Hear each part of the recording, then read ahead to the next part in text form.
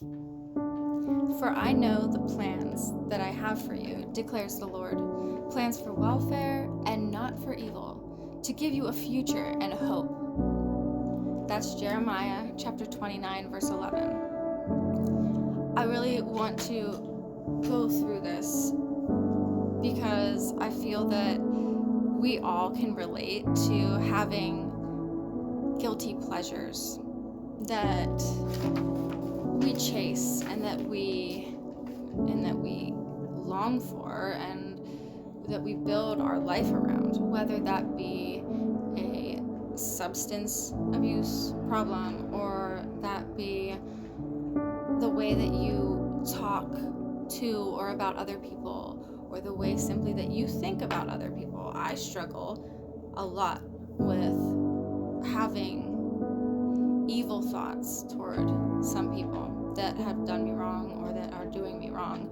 And that is what I consider to be one of my biggest guilty pleasures, because I admit, get some pleasure out of that. But at the end of the day, that is still what God is referring to here as an evil thing, because thoughts like that also take us further from God. And I think whatever your guilty pleasure may be, we are all human, so we have these things. But the big thing to look at is that you have these guilty pleasures because you're trying to cope with life in one way or another, because it's easier than looking to God, who we can't see.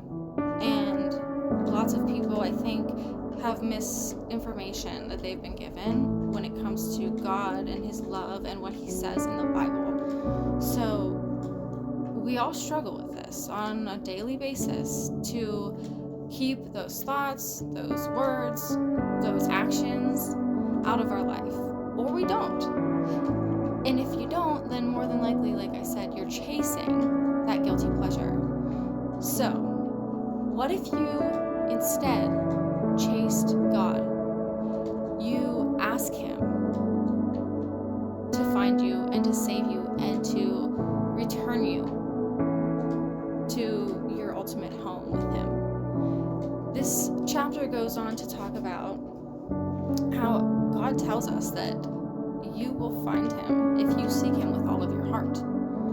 And he also assures us that he will bring us out of exile, out of this life that we are living of monotony and torture, ultimately, whether it's to yourself or other people.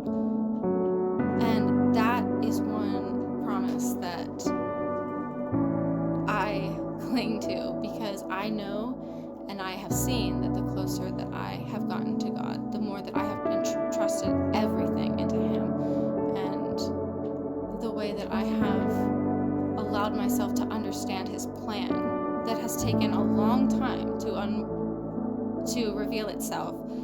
But I got here, and he got me here, because at one point when I was at one of my lowest points in my life, I decided I was gonna cling to God, and I felt like a fake for a long time, because I had been told that I was too far gone, that there was no coming back, that the life that I was choosing, the ways of life that I was chasing, that was who I was. That's who I'd become, because I just spent too many years being that way.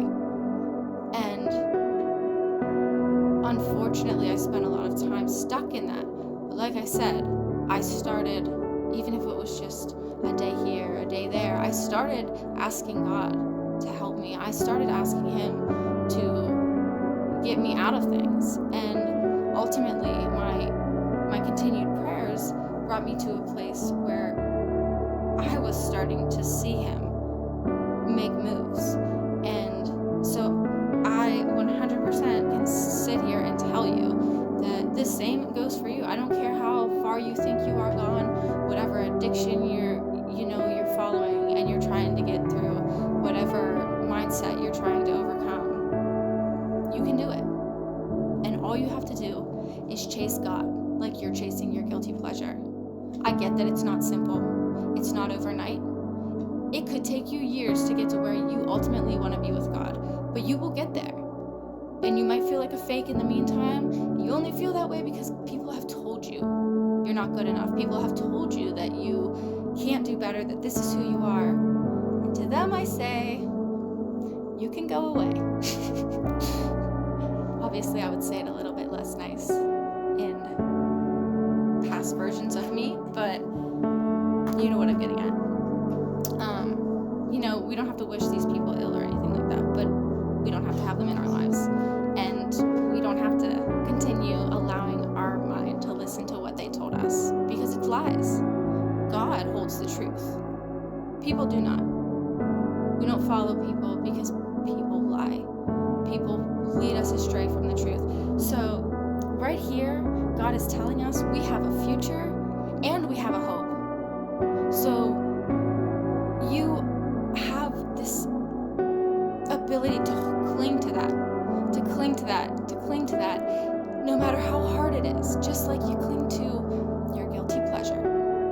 And I pray that you are able to overcome day by day, one step at a time, and find Him.